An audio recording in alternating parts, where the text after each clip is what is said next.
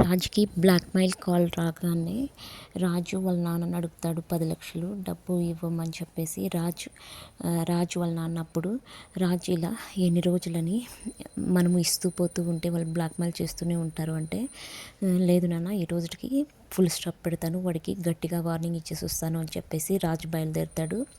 అది చూసిన కావ్య, ఈయన ఎక్కడో హడావుడిగా డబ్బులు తీసుకుని బయలుదేరుతున్నాడు, ఎక్కడికి వెళ్తున్నాడో ఎవరిని కలుస్తున్నాడో తెలుసుకుంటే వాళ్ళ ద్వారా అసలు నిజం ఏందో బయటపడుతుంది అని చెప్పేసి రాజును ఫాలో అవుతా పోతూ ఉంటుంది. అక్కడైతే రాజు ఒక వ్యక్తిని కలిసి గట్టిగా వార్నింగ్ అయితే ఇస్తాడు. లేదు సార్, ఇంకెప్పుడు ఇలా చేయను, ఇదే లాస్ట్ అండ్ ఫైనల్ అని చెప్పేసి డబ్బులు తీసుకొని వెళ్ళిపోతాడు.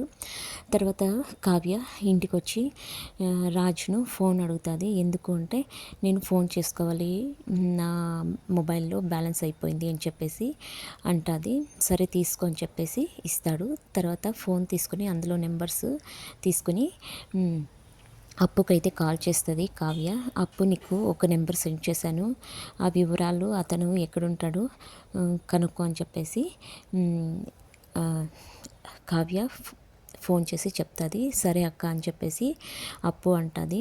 తర్వాత వచ్చేసి స్వప్న వల్ల అత్తయ్య రుద్రాని రాహుల్ ఇద్దరు స్వప్నను మాయం చేసి తనకు మొత్తమంది ఇచ్చి సైన్ పెట్టించుకొని లోన్ అయితే తీసుకుంటారు కదా అప్పుగా సేట్ దగ్గర. అతన్ని జాడ కనుక్కొని అతన్ని రెచ్చగొట్టి ఇంటికి రమ్మని చెప్పేసి స్వప్నను ఎలాగైనా కానీ ఇంట్లోంచి బయట పంపించాలి అని చెప్పేసి ప్లాన్ వేస్తారు. ₹1,00,00,000 మాకే ఉంటుంది, అలాగే స్వప్న మీద నింద పడితే ఇంట్లో వాళ్ళు ఇంట్లోంచి బయట పంపించేస్తారు అని ప్లాన్ చేసి రాహుల్ అయితే అతన్ని వెతికి అతని అడ్రస్ వెతికి పట్టుకొని ముందుగానే ప్లాన్ చేసుకొని అతనికి అన్ని వివరాలు చెప్పి ఇంటికి రమ్మని చెప్తే ఆ సేట్ అయితే ఇంటికి వస్తాడు. ఏమ్మా నువ్వు చాలా మంచిదాని అనుకుంటే నా దగ్గర అప్పు తీసుకొని నన్ను మోసం చేసి ఇలా తప్పించుకుంటావా? పెద్దవాళ్ళు మోసం చేయరు అనుకుంటే ఇలా చేస్తావంటే అసలు నువ్వెవర్రా, నాకు సంబంధం ఏంటి, నేను నిన్ను ఇప్పుడే చూస్తున్నాను, నేను అప్పు తీసుకోవడం ఏంటి అని చెప్పేసి స్వప్న అంటుంది. అప్పుడు పేపర్స్ చూపిస్తే ఇవి నా పేపర్సే తాతగారు, నేను పేపర్స్ పోయాయి అన్నాను కదా, ఈ పేపర్స్ ఇతని దగ్గరికి ఎలా వచ్చాయో నాకు తెలియదు తాతగారు, ఇంట్లో వాళ్ళందరూ దయచేసి నన్ను క్షమించండి, ఈ తప్పు అయితే నేను చేయలేదు.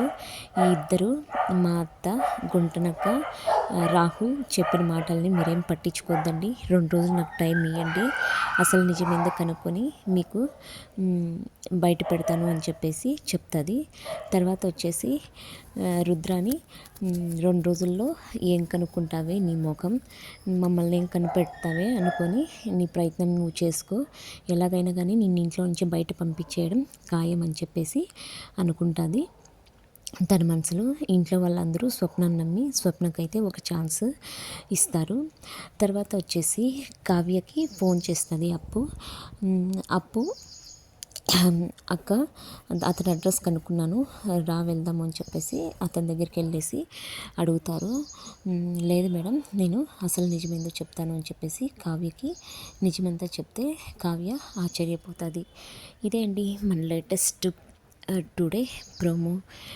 నా వీడియోస్ కనుక జెన్యూన్ వీడియోస్ కనుక మీకు నచ్చితే ప్లీజ్ సబ్స్క్రైబ్ చేయండి, ప్లీజ్ సపోర్ట్ చేయండి. Thank you for watching my videos.